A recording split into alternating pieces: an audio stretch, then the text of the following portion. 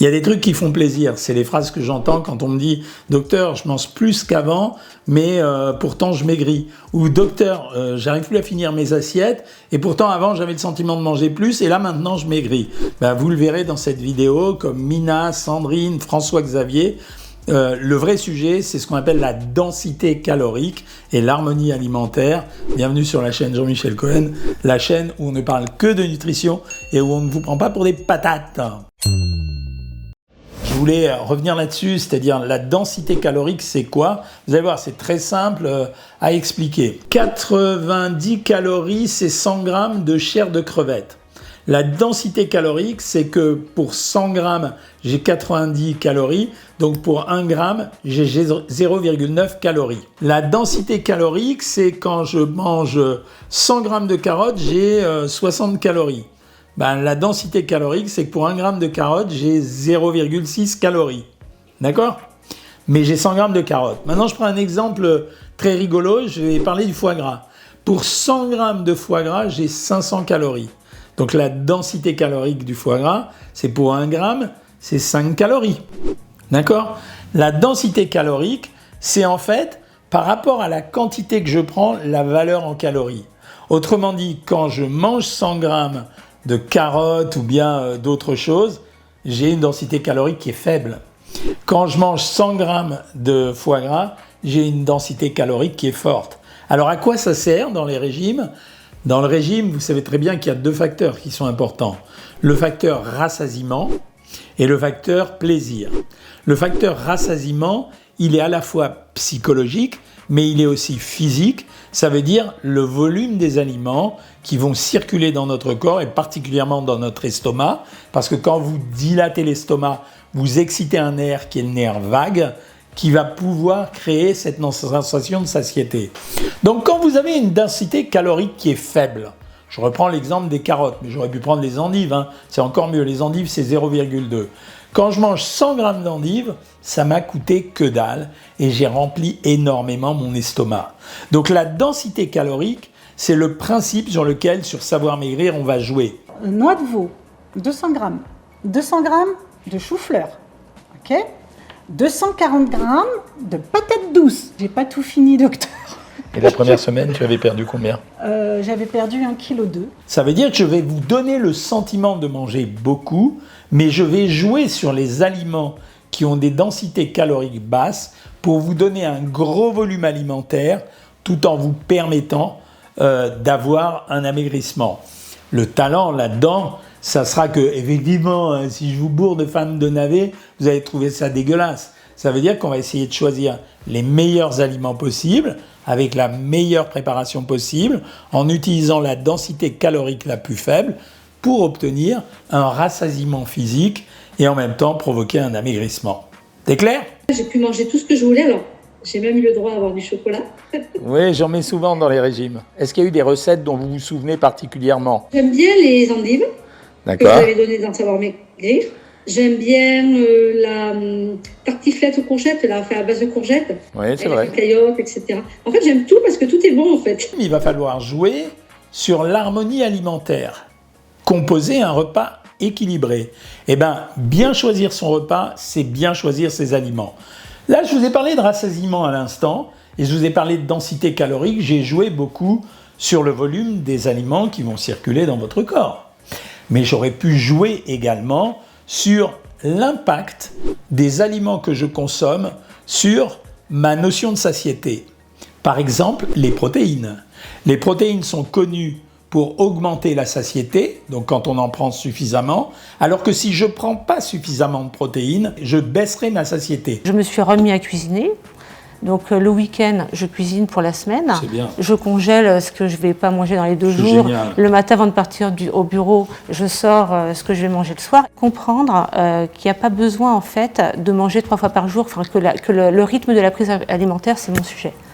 Je vais utiliser la densité calorique pour me donner du volume et en même temps, je vais utiliser l'harmonie de mes aliments pour essayer d'augmenter cette notion de satiété. Là, je vais beaucoup jouer, par exemple, sur les protéines.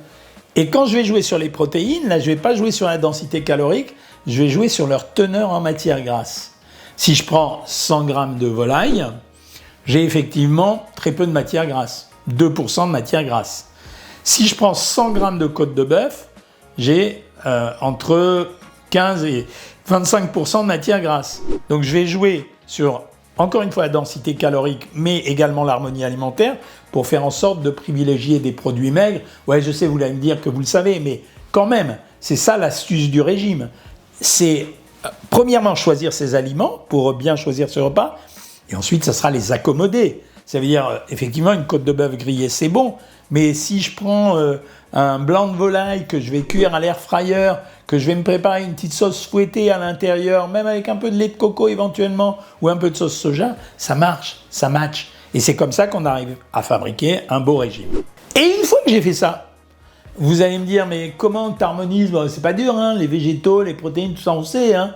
Et pourquoi tu mets les féculents? Ben parce que les féculents, ça participe également à la satiété.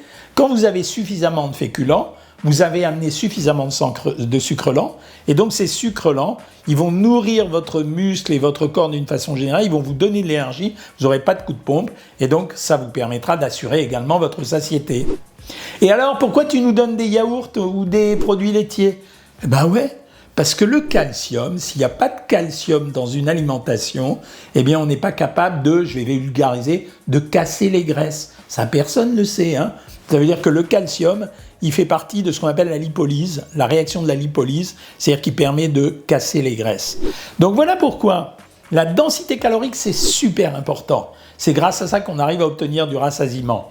Et l'harmonie alimentaire, c'est-à-dire faire cette combinaison d'aliments qui permet d'assurer la satiété, elle est également capitale. Derrière, après, tout va jouer sur les menus et les recettes. Et bien ça, c'est notre boulot, les gars. Ça veut dire que tous les best-of qu'on a entendus, que vous connaissez sur Savoir Maigrir, le hot dog de courgettes, le hamburger de tomates, la quiche diététique, etc. Ben, c'est ça notre talent, donc profitez-en et faites-le. Ben, regardez les exemples que je vous ai donnés, Mina, François-Xavier, Sandrine, ben, ils montrent qu'un régime, c'est pas seulement de la frustration et c'est pas seulement peu manger, c'est possible de faire autrement. Et toujours après, dans un régime, on a, ça tous les abonnés Savoir Maigrir le savent, on a ce qu'on appelle le principe des équivalences alimentaires. C'est-à-dire quand ça ne vous plaît pas quelque chose, mais n'hésitez pas à remplacer par autre chose. Très facile à faire, et on se prend presque, j'ai presque envie de dire au jeu, c'est pas forcément un jeu, mais ça devient presque ça, dans le sens où le fait de pouvoir adapter ses repas jour après jour. Je donne un exemple très caricatural qui rejoint un peu la densité calorique. Je mets du fromage dans les régimes. Pourquoi? Parce qu'il fait un peu de produits laitiers, puis parce que les gens aiment le fromage. J'en mets 25 grammes. Eh ben, il y a des gens qui me disent, moi, le chocolat, ça me manque. Je vais mettre 20 grammes de chocolat.